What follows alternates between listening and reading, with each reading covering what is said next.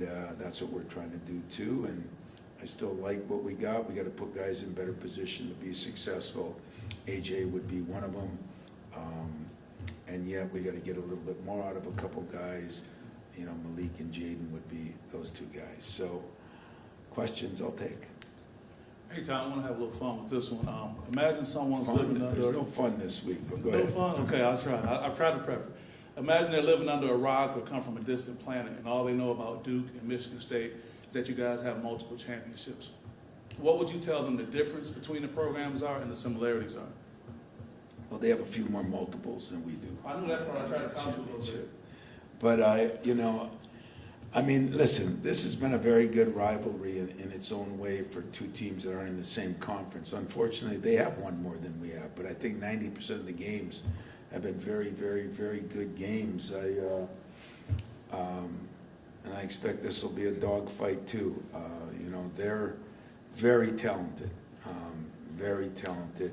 They play a lot of three guards. In fact, sometimes they're playing 3-point guards. So what I would say is it's two programs that have done it the right way, two programs that there's been great respect for. I'm a little mad at Mike that he didn't let us win a few more of those games, but other than that, I recruited John Shire. I've known John. He's done a good job there. Some of the staff's the same, and yet it'll be different. Not looking down there and not seeing Mike Krzyzewski, that'll be different for me for sure. But they're in good hands. They're doing well, and hopefully we are too. Hey, Tom, last week you mentioned that the freshmen weren't going to be able to save you in a game like this. So I'm wondering, with your veterans, what is the message to them or the challenge? Do they, is it just unspoken, they know what this is, or do you try to light a fire? I think some of them have played, AJ and Malik have played in that game a few years ago, and they know what the Duke-Michigan State game is. They know what the Tournament of Champions is. I mean, at some point in time, this is a game that's one of the most watched nights of basketball the whole year. And I just try to express upon them, that doesn't happen to everybody. This is an opportunity and it's a privilege. And I think we'll get our best game, Now, I also think they're awfully good and every bit deserving of their rankings. But the rankings are so difficult right now because nobody knows who anybody has or what all these changes have meant. So we're all just trying to find ourselves. I'm sure they are too. I'm sure there's things they liked. I'm sure there's a few things they didn't like. And I definitely think that the freshmen are, they dummied down their playing group a little bit. And as far as not just playing, but minutes played. And these are games that veterans should be the focal point. But we're still going to play our freshmen. We're going to play them. But we'll see how much. And then real quick, just off that, speaking of freshmen, is the plan for Garrick to redshirt right now, or is that still up in the air? We just didn't see it last week. It's the plan. And I talked to his family, and I talked to him, and the way he shot it in practice the last 2 weeks, you'd say why. But we also think he's got to get stronger and some things he's got to improve on. He's a very good athlete. We're very high on Garrick, we're very high, to the point where I told his parents we may unredshirt him. You take a look at these couple of games, we'll take a look at these couple of games. We're not going to do that in January, but for right now, for some strange reason, the NCAA has given football a chance to redshirt on Christmas Eve, and basketball, gets 2 exhibition games. I'm not sure I'm for or against many things, but if they get a third of the year, we've been fighting on our committee. That definitely should be something, but who knows how people look at things. But that makes it very, very difficult. And he was hurt the first exhibition game, if you remember. So the game plan is to try to do it.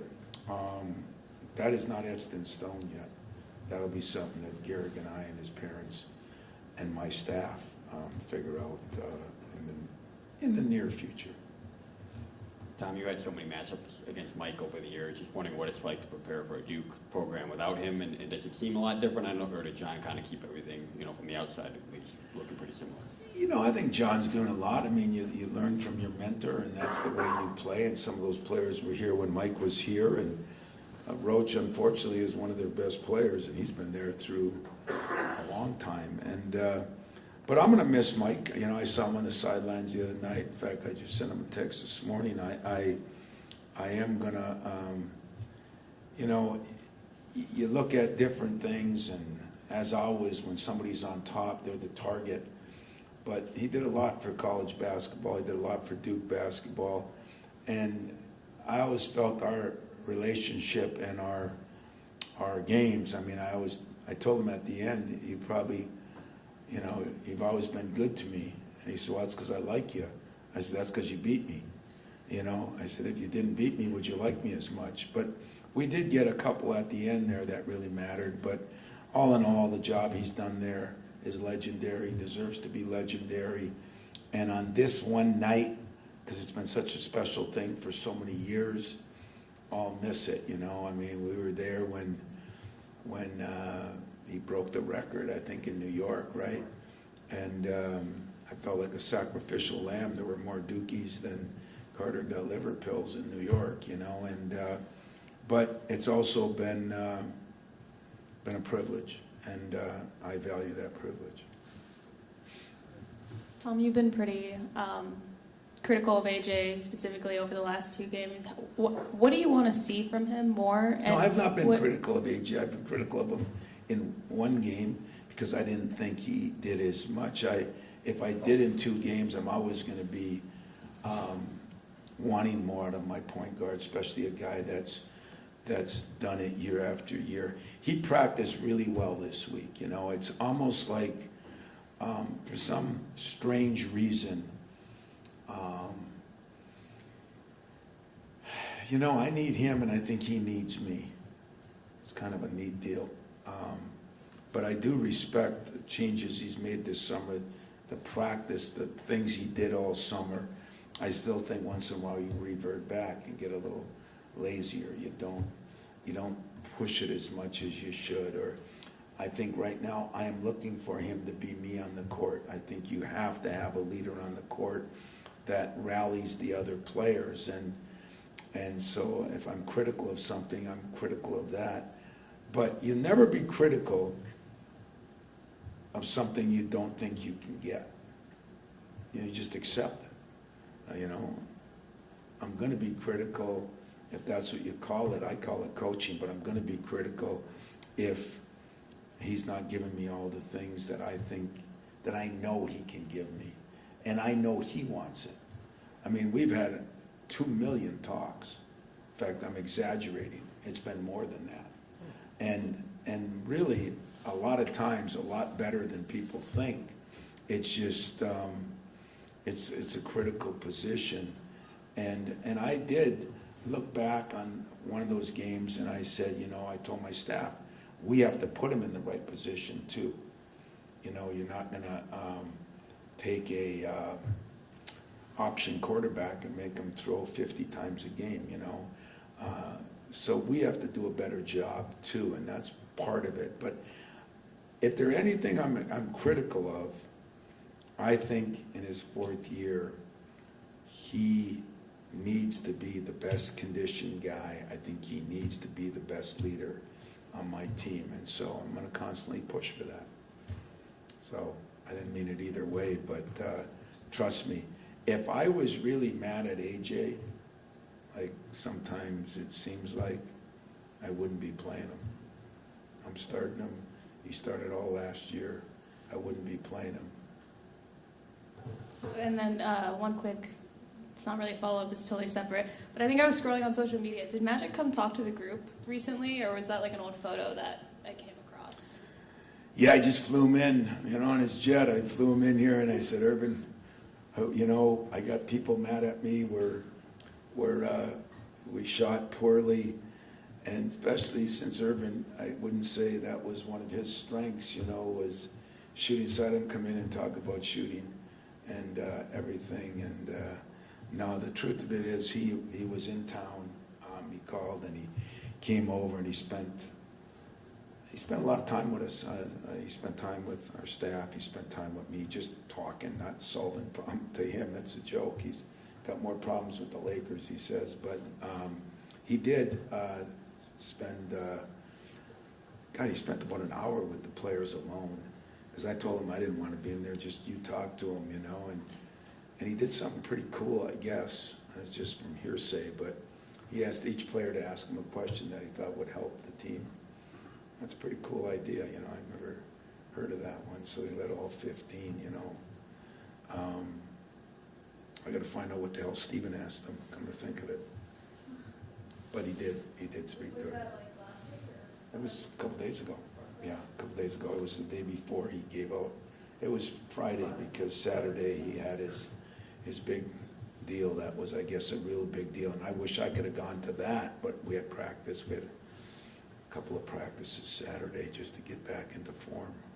She stole my question. I saw him Saturday at that event, and he said he talked. You don't to look the at the social media, so how the hell would you No, see because I saw him. I'm not dropping names, but I saw him, and he said he talked to the team. Oh, yeah. I didn't know you don't watch him. I was going to ask you if you look into your player's eyes when he speaks to them, but you didn't see him speak. Oh, I introduced him, of course. You know, I mean, I'm just wondering, though. I mean, he's God to those guys. He really is, you know. I mean, like I said, I've been so fortunate because Matina and Steve are here a lot, and Irvin, and I mean, those are the icons of our program, and yet Irvin's Irvin, you know. And he was like, some of the freshmen, I said, well, how was that, you know? And their eyes were this big, but they were this big because they were amazed how humble and how just regular he is, and that's a gift. I told him then. I tell everybody this, and I'll make a lot of people mad, but if I owned a team and I wanted to pick the first player on that team, as good as Michael, I love Michael, I love LeBron, I loved Kobe, I mean, Larry and all the rest, but I'd take Irvin because I think what Irvin is, he's one of the greatest players, but he is by far the greatest leader and gatherer of people and motivator. And just listening to him there, we're talking about the Lakers, pro ball, college football, college basketball, we're hitting everything. I wish he was the czar for us. I wish he was the czar because I think he gets it. The question I had is the number of fouls that are being called in these games. It seems like it's going up all the time, and players are either fouling out or they're sitting because they're in foul trouble. Is there anything can be done about it, or is there a reason there's so many more fouls? Well, I think you can tell most of the time. I'm usually trying to encourage the officials to not do that, but you know, it's interesting. I mean, I just watched the game that I thought was pretty physical in Duke and them, and there weren't many fouls in that game. And I think that's what's so hard and frustrating for both players and coaches. And I know our guy here is, you know, Terry Weimer is in charge of the Big Ten, and he's trying to, but you know, former official, I think, gets it and is understanding it. But there is a process to that, too. There's younger officials, there's new officials, there's officials from different leagues. Officials have done what players are doing, you know, they're in their own transfer portal. They're all over the country. So you get different officials refereeing different leagues, and it's difficult. It's not an easy job, and but I would agree there. You know, you look at some of the games we played. There's been a ton of fouls, you know, and a ton of free throws. And you kind of hope it doesn't turn into a foul shooting, free throw shooting game. That's not what people want to see. But I don't know how you. I don't know. I got enough to deal with. Is there any momentum of getting rid of that 5 foul thing and going to 6 or not? You know, there's talk about it. They did it in the NBA one year. I think they went from 6 to 7 or whatever they went to there, and some people claim it's more physical because now the guy, you know. So I don't know.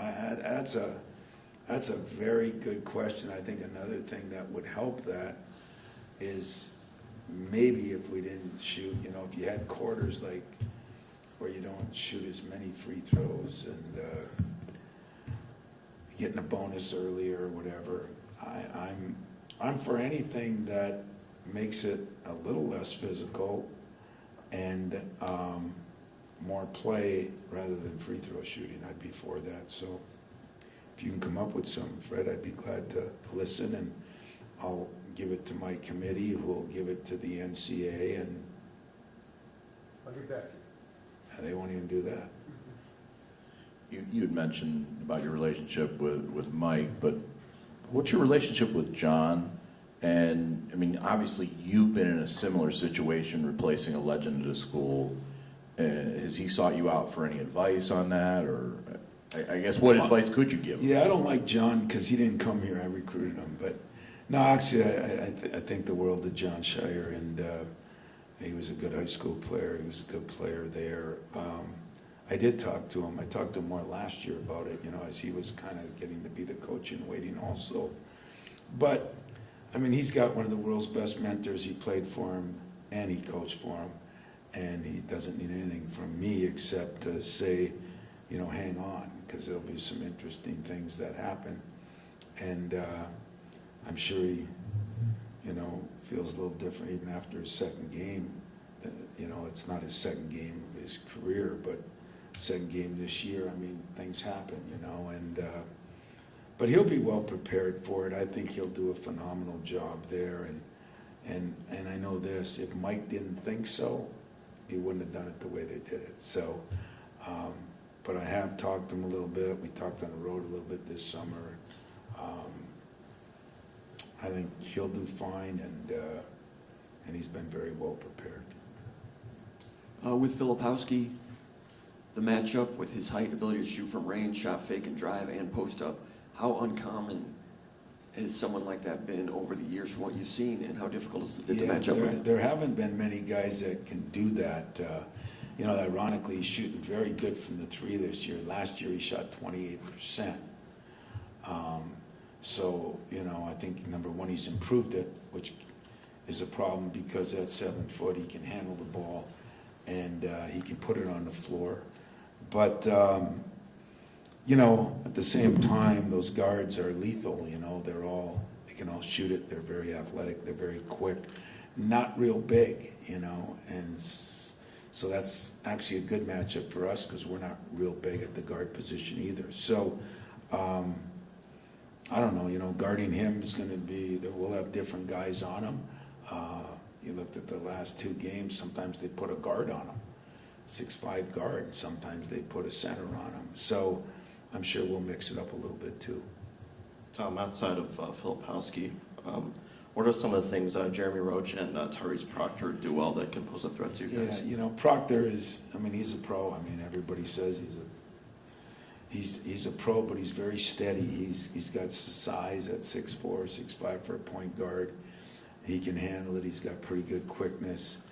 He can shoot it from range, or he can get inside. He does not get to the free throw line a lot. He's not as bulky as the other guards they have, but very, very good player. And so Roach is just a money guy. He just seems like, when he was a freshman or sophomore, he took those big threes against us. He had no business shooting one of them, and it went in. And that's kind of what he's done. He's taken a lot of big shots. He made a hell of a big shot the other night against Arizona to put him up to big three. He's their big shot guy, and he makes big shots, and he's comfortable with it. He's pretty good defensively.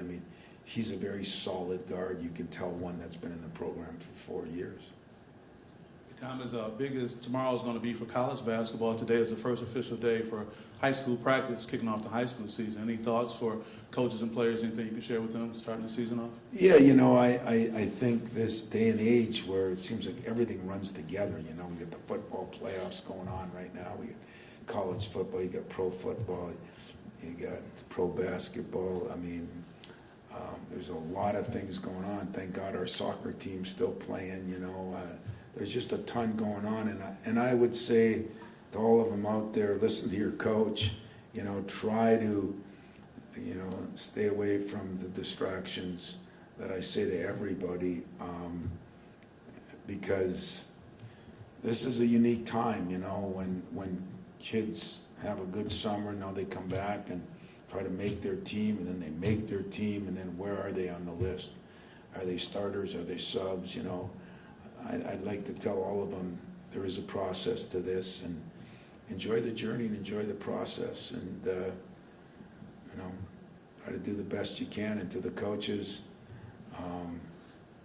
whatever happens in the NBA or in pro football trickles down to college. Whatever happens in college trickles down to the high schools. And I would say to them, hang on. You know, hang on and spend time with your kids. That's what I would tell them. Spend time with the players you're coaching, because they have a lot of people that maybe don't have their best interest in mind that get a piece of them.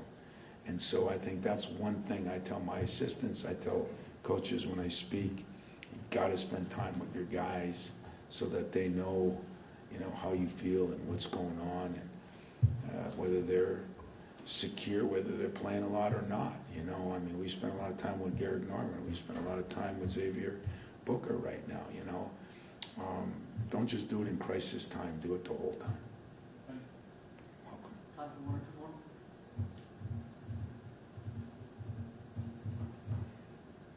Well, I appreciate it, and some of you I'll see tomorrow night, and looking forward to it. Take care.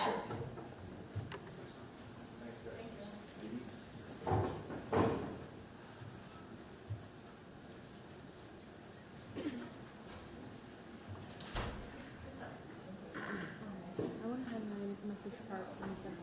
I am. I'll be able to. Okay, I got 240.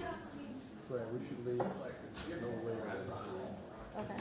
we'll be done with this by, shoot, 1 o'clock. Okay. So probably the same one hang out. I don't know if you're gonna back to the station or just hang out and leave from wherever. Yeah, I gotta get whether they have any time to get that. Maybe you need to get that back before we go to there, or? I have no clue. They want it for the 5. How long do you think that shoot will take? Well, the bigger thing is the time, 35, 40 minutes. Okay. It only takes 20 minutes, you know, you guys want to be back. I need to be back by 3:30. Okay. Which quarter to 4 behind. All right, that should be enough time Just for. a quick assembly, I'll put it together. All I'll right. ride with you to there. Okay, and where is this at? Yeah.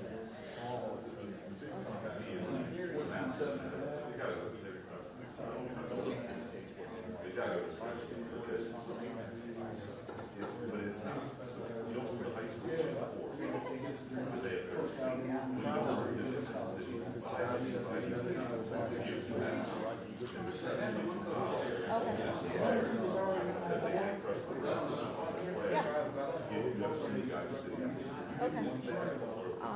And when are we leaving for one more?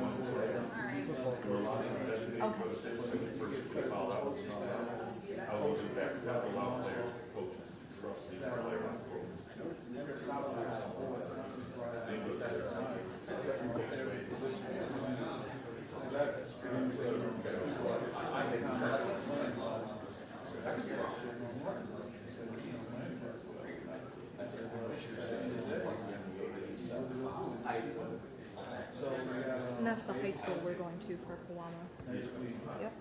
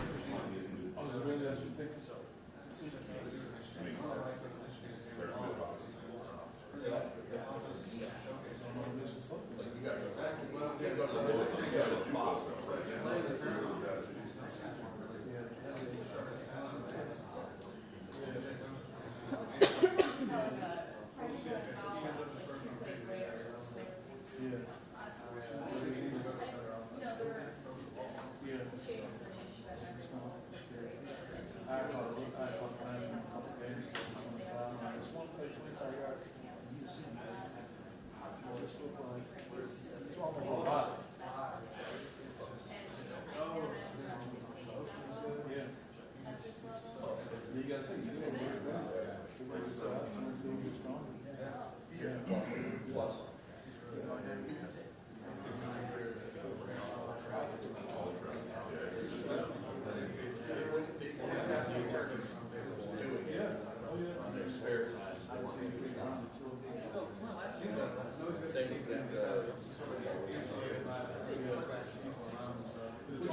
funny you said that because I already felt that there were some layers. So my first game with him, like John mentioned, was about the second game, it was really warm. You know, it's kind of like you felt it a little bit because I felt the ability to do it. Which for somebody like him is probably good. Especially, yeah. Yeah. That's guys little.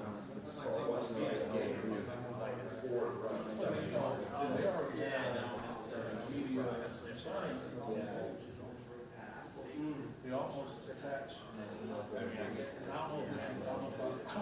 You go out here, but every time you say a better game, I don't know if it's they would have been there. It's like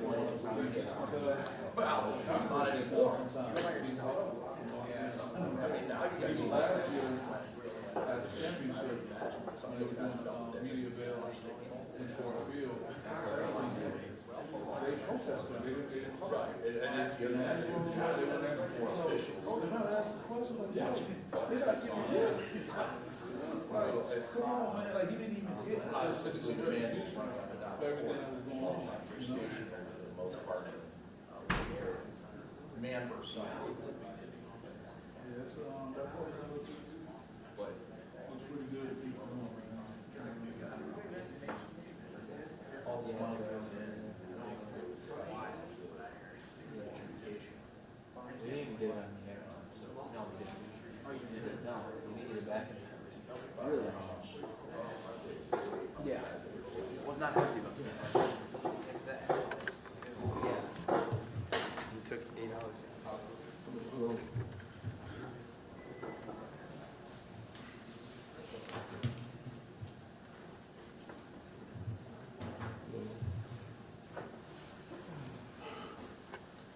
Hello, everyone. I'm back again for another week to get on track and play with discipline and finish a game against another good opponent in the Big Ten in Indiana. And so our guys had a good practice today, and look forward to many more good practices throughout the course of the week as we continue to prepare. Coach, how you doing? Good. If you decide to write a book after this season, maybe an idea, and this was chapter 10, what would the title be? What would this chapter be about right now? Finish. It'll be just about finish now. You always want to finish what you start. I remember for years being with Coach D'Antonio, he used to talk about how his dad used to say, complete your circles. And so you got to finish. Once you start something, you have to finish. And so that's where we are right now, in the point where we need to finish, no matter, regardless of what has happened or what's going to happen in the future. We can control what we can control, and that's finish. Harlon, is there any extra motivation? Obviously, you guys want to win every game and all that, but the way last year played out with them when you guys had the lead chance to lock up a bowl game, and obviously you know what happened. Is that anything? I haven't even looked at it come from that perspective.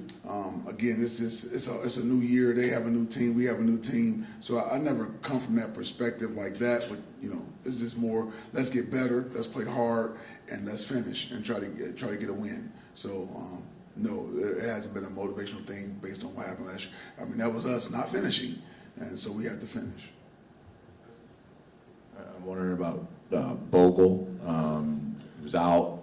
Do you expect him back this year? And what did you see with some of those younger defensive ends going against the offensive line of Ohio State? We thought they did well. Jalen Thompson and as well as Zion Williams. They did Williams. I'm thinking right, but they did a really good job, and so going to be really, really good football players. I mean, that's a lot. How many reallys was that? 2 or 3? But they're going to be really, really, really good football players, and they held their own. And Bogle, he'll be back this week. He'll be back this week. He was at practice today even. Yeah. And Tally also played a little bit in place of defensive tackle earlier in the year, played at the beginning. How's he been coming along? He's been coming along well. Like you just said, he's been playing some D tackle, and we're trying to beef him up a little bit. But he's naturally, his size-wise, is more of a defensive end. And another guy that played well for us. He did a good job. You saw he made some plays. I think he had a tackle for a loss or whatever, but did a good job for us. So it's a promising defensive line front if we can all stay together and keep moving forward. Now that you've had time to watch the film, what have you seen with the offense and why it keeps stalling, and what can you learn from the last game and apply it to the upcoming one? It's what I thought.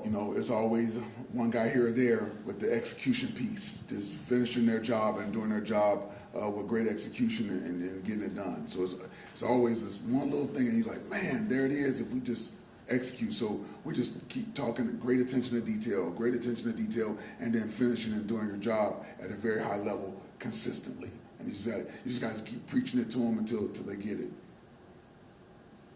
Well, I guess it's been determined with you and Sam that Levitt will redshirt.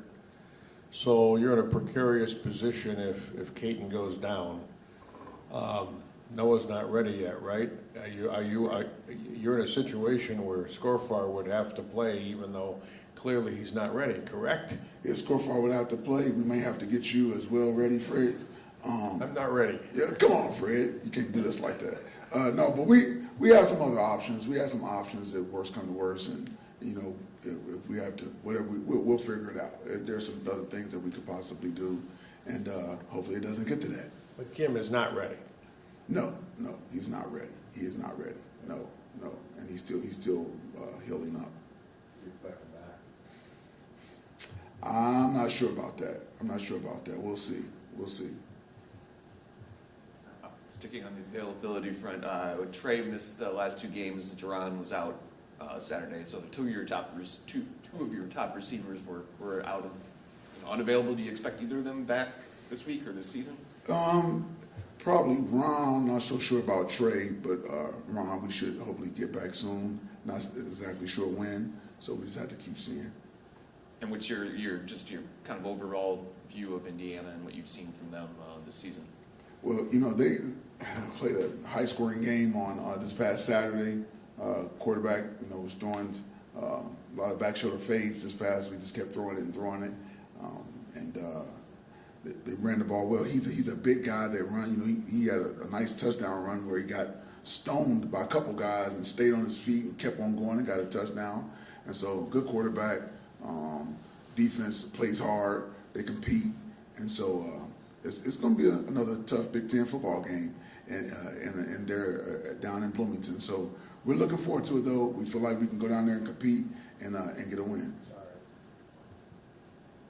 How are you communicating with recruits and prospective recruits that probably have a lot of questions that you can't answer? How difficult is that right now in this situation? Well, that can be tough, but you just let them know that, hey, it's still a great place. Because I am a Spartan, it's probably a little bit easier for me, if I'm just being totally honest, because I want to see us succeed here regardless. And so I can talk in terms of that, how good the place is, the history of it, and all that, regardless of who's here as the next coach or coaching staff. So that makes it a little bit easier for me doing it. But I totally understand if there's some not stability here in certain areas, then a recruit parents will be like, okay, what are we saying? So until we get to that point, you just got to keep selling the university. So you're recruiting for Michigan State and not Harlon Barnett. That's correct. Even if it was for Harlon Barnett, it would still always be Michigan State first. And so, exactly right. With Jaron playing, as most we've seen him all season this past week, how much did that change just the dynamic in the backfield where Nate doesn't have to take as much of the burden, and what that does for you guys in the run game? Oh, it helps us out tremendously because Nate doesn't have to carry the whole load, so to speak. And Jaron's a really good back, and it seems like he's getting his feet up underneath him, no pun intended, but he's really hitting a hole. He's quick for a big body guy. and we're fired up that he's playing for us now and getting some time. You mentioned after the game, playing for pride is the goal for these guys. I'm just wondering, after practice, through one practice of the week, how'd you see that reflected? I mean, with Indiana not being maybe the same carrot that a number one Ohio State or a Michigan or something might be, did you see that message playing out, I guess, in the body language of those guys? Yes, I saw our guys come out there today, locked in and focused on the attention to details that we've been talking about, and as we start giving them pieces of the game plan today, that they were doing well. We had a meeting, watched a little bit on film, did a walkthrough, and then actually went and practiced. So you get a chance to see it 3 different times of what we were trying to get accomplished, and they were on task and focused today and getting it done. So it's not tough to get. The way these guys are, they're so resilient. They just bounce back and be ready to go. Let's play football. I talked to them about just getting better as a football player. You still get a chance to play a football game, and there were 12 guaranteed games on the schedule before the season, and that's what we prepared all season for. So we still have 2 to finish out on, so back to finish. Also wanted to ask you, we've asked you a lot about the investigation situation going on in Michigan, and was just wondering your reaction to the Big Ten's decision to punish Jim Harbaugh, I guess. Have you had any other conversations with Big Ten coaches about that, or just your personal reaction, I guess, if not? I have not had any other meetings with Big Ten coaches on it. Come on, man. Come on, man. Y'all know what it is.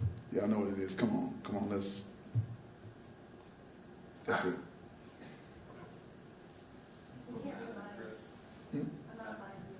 You're not a mind reader? Nothing. I'm sorry that you can't read minds, so.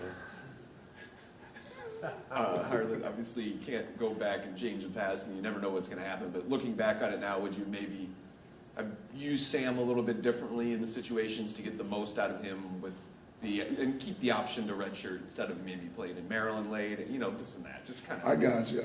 Monday morning quarterback. I got you. So that's always hindsight 2020, right? I thought about that actually at one point. Like, did you try to save him for the last 4 games? Who knew this was going to happen? And so we did what we did. He played when he played, and you can't go back and change it. So keep it moving forward.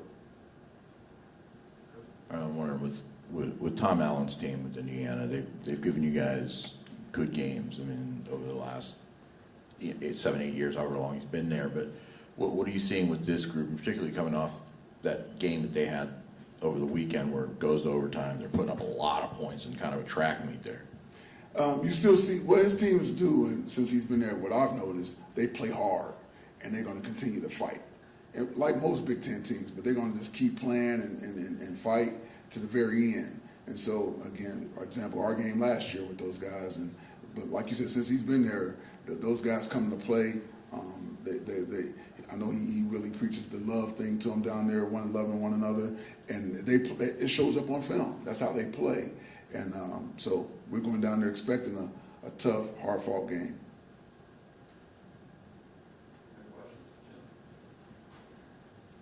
I know you talked about Chance Rucker after the game on Saturday. Now that you went back and watched film, talk about the learning experience he went through being on the field with some of that talent and how he came through on that. Absolutely. So some of the things he had to learn from is, just applying the coaching.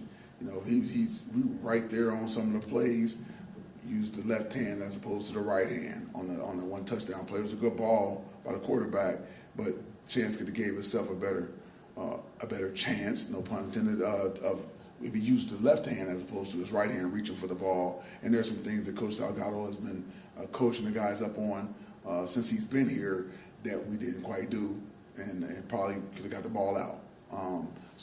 But he's continued to learn. He's just think about it, he's a true freshman, still learning in the Big Ten, playing Big Ten football and getting better. And so all this experience that he's gathering now is going to help us in the future. And so, he continues to improve and get better, but in the off season, he knows he has to get, a little bigger, stronger, faster, and he'll be just fine. He'll be fine.